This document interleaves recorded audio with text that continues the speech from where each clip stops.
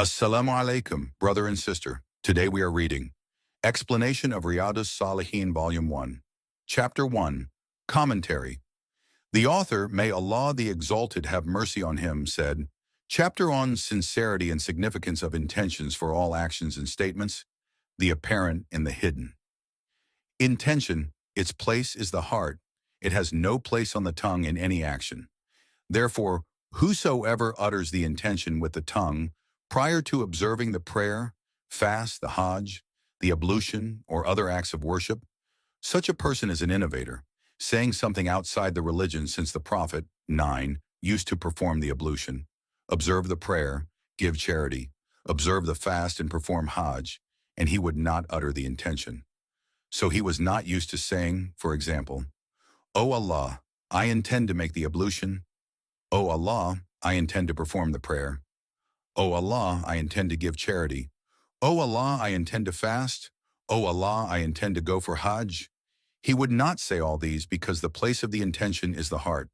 Allah, the Mighty and Sublime, knows the contents of the mind, and nothing is hidden from him. Allah, the Exalted, says in the verse quoted by the author, Say, O Muhammad, whether you hide what is in your breasts or reveal it, Allah knows it, and He knows what is in the heavens and what is in the earth, and Allah is able to do all things. Al-Imran 29. Likewise, it is obligatory on the individual to make his intention purely for Allah in all his acts of worship. He should only intend the face of Allah and the home of the hereafter with his deeds. This is what Allah commands in His saying, and they were commanded not, but that they worship Allah and worship none but Him alone. Al-Bayyinah 5. That is, making worship purely for Him, and perform as-salat and give zakat, and that is the right religion. Al-Bayyinah 5. Similarly, it is essential that he gives the intention, that is, the sincerity of purpose in all acts of worship. So when he seeks to perform the ablution, for example, he means to perform it for the sake of Allah alone and in conformity with Allah's command. Hence, these are three things. 1. The intention for the act of worship. 2. The purpose that it is for Allah's sake. 3. The intent to perform it out of obedience to Allah's command. This is the best thing regarding the intention. Likewise, regarding the prayer, you firstly intend the prayer, that it is the duhur, ast, maghrib, isha, or the fajr prayer or something like that. And then you intend that you are only performing the prayer for Allah, the Mighty and Sublime, alone, not any beside Him. You are not observing it for show-off or to seek popularity or earn any worldly benefits. And thirdly, you should intend to observe in accordance with your Lord's command that, establish the prayer, when you are free from danger, perform the prayer, and give alms, and other similar orders. The author, may Allah have mercy on him, mentioned numerous verses, all of which point to the fact that the place of intention is the heart, and that Allah, glorious is He and exalted, is fully aware of the servant's intention. The servant may perform an act of worship which may appear to the people to be righteous, but is actually corrupted because of the bad intention. Since Allah, the Exalted, is well aware of the contents of the heart, He will appropriately reward the servants on day of resurrection according to their intentions. He said, Verily Allah is able to bring limb back to life. The day when all the secrets will be examined as to their truth. Then He will have neither power nor any helper. At-Tariq 8-20. That is, the day the secrets, the hearts, shall be scrutinized. Like His saying, knows He, mankind, not that when the contents of the graves are poured forth, all mankind is resurrected, and that in the breast shall be made known? Al-Adiyat 9-10. Making the intentions purely for Allah, free is He from all imperfections, and exalted is He. You should take note that the Satan may approach you when you intend a good deed and whisper to you that you are merely performing the deeds for show-off in order to neutralize your resolve and frustrate you. Do not pay attention to such dissuasions. Perform the deeds even if he whispers that you are only observing it to seek publicity.